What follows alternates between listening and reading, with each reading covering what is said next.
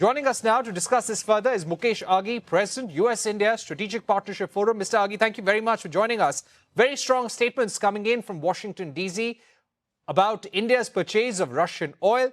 How do you think India should deal with this kind of criticism in this tariff war? Well, India has to do what's good for India. And it's not just India which is buying Russian oil. You look at China, which is buying a much bigger volume. You look at the Europeans, their consumption of CNG has not gone down. In fact, it has gone up. So I think it is in the sovereign interest of India to buy what needs to buy. And I think there is criticism, then I think India has to deal with that. Right. But do you think by making statements whereby the Indian government is saying that we are going to stand by our national interest, that we are going to continue buying Russian oil because it suits our national interest, we have to look at geopolitics, we need to look at the market situation. Do you think these statements will further irk the Trump administration? Well, sometime I think you need to basically go do what you need to do without announcing it. I think it's important that the relationship, which is very important, critical for both countries, is much broader and deeper than statement coming out of the White House.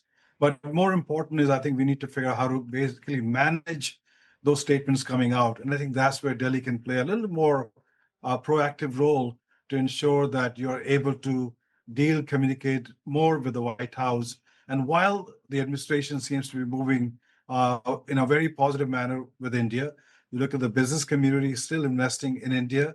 The trade is going up between the two countries. The students coming into India has gone up. And you look at the people to people, it's very strong. So I think the relationship is still deep, broader. We just need to manage the rhetoric. And I think that's where the art of diplomacy is going to come in. Right. As a top industry chamber, what is your big worry and recommendation to both sides? Well, we need to bring the rhetoric down, both from the White House and also from Delhi. It is important that we are able to tone that down. And what we are seeing is, as you mentioned in an early broadcast, that India procurement of US energy has gone up dramatically, and its procurement from Russia is coming down. But it does have an impact. You have to understand, India basically imports around 2 million barrels of oil every day. And it cannot switch overnight to the Middle Eastern and other countries, because that's going to drive the global price of oil up and up and up, which has an inflationary impact in India. So I think India needs to work closely with the administration to see where it serves India's interest and serves US interest and find the right balance. I would also like to ask you about secondary tariffs. Do you think those secondary tariffs are going to come on countries like India and China, and that's a given? I don't think it's a given, because we have seen the president backtrack on a lot of earlier statement. And a secondary tariff will have an impact on the relationship substantially, and I would say dramatically. So we need to, again, as I said, is figure out, and as India keeps on moving its purchase of energy away from Russia into other geography, that threat kind of dwindles down itself. But at the end of the day, you have to understand, you have a nation of 1.4 billion people, is a sovereign nation. It has to decide what's good for its people. And on that basis, I think, but at the same time, we need to bring in more art of diplomacy, art of communication, to tone down the rhetoric on both sides. What do you think is the missing link right now? From India's side, we gave a very good deal. This is what government sources indicate to us. But what is the Trump administration actually seeking? What is the sticking point? Is it only Russia's oil? Is it agriculture, dairy, all of it? Do they want more investments? What would it take, according to you, to clinch the deal? I believe while the administration or the trade negotiators have come to a terms of agreement, I think a call between the president and the prime minister will clinch the deal. Now, they have their own limitations, which is understandable. But at this stage, I think it's important that there is some kind of a communication happening directly between the prime minister and the president to ensure that they're able to serve each other's country's interest in a proactive manner. So I would say that while all the ducks are lined up, a call will make a big difference. Right. What is your worry? At the current levels, how will US India business and trade be impacted? And if more tariff and penalties were to come India's way, what could that lead to? Well, you look at 25% tariff. India is higher than Japan, higher than Indonesia, and higher than Vietnam. And when we're looking at de-risking supply chain from China into India, that becomes challenging itself.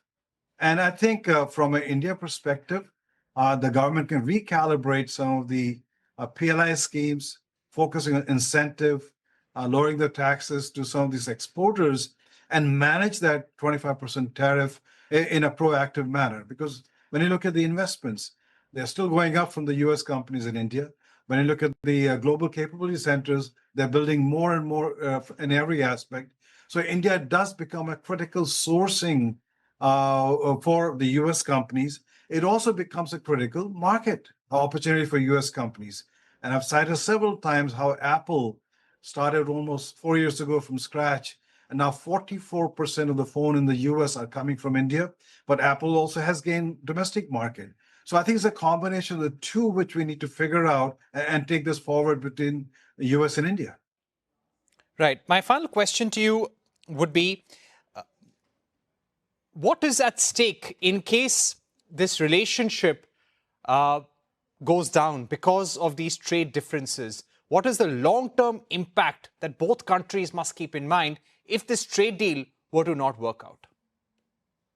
Well, you have to understand that the relationship is broader than just trade itself. We have, as I said, 5+ million Indian Americans who are basically in very influential positions. We have over 300,000 Indian students. There is a technology partnership, there's a military partnership, there's geopolitical impact. But at the end of the day, we also have to understand and respect that India is a sovereign nation. India has to basically maintain its strategic autonomy. That's the path it has taken. So we'll have to basically work together both with the US administration and also with the Indian administration to find the right balance. Will it destroy the relationship if India and US can't agree on the tariff rates? I don't think so. This is not the end of the world between the two countries because I think at 25% tariff, India can still manage its exports, can still manage dealing with the sourcing aspect by proactively bringing more reform, making much more open economy itself. So I would say that yes, India has to deal with the Trump administration. India has to manage the tariff. Let's see, the negotiators are coming to India from the US side to see where they can find the right balance. So we are not giving up hope in every aspect. We believe that the future is bright between the two countries. We just need to keep on pushing them together to look at what's greater interest for India and the United States. And as you pointed out, better communication, less rhetoric will possibly be the key to that. Thank you very much, Mr. Aghi, for joining us on Global Lens on CNBC Thank you. 2018 Prime.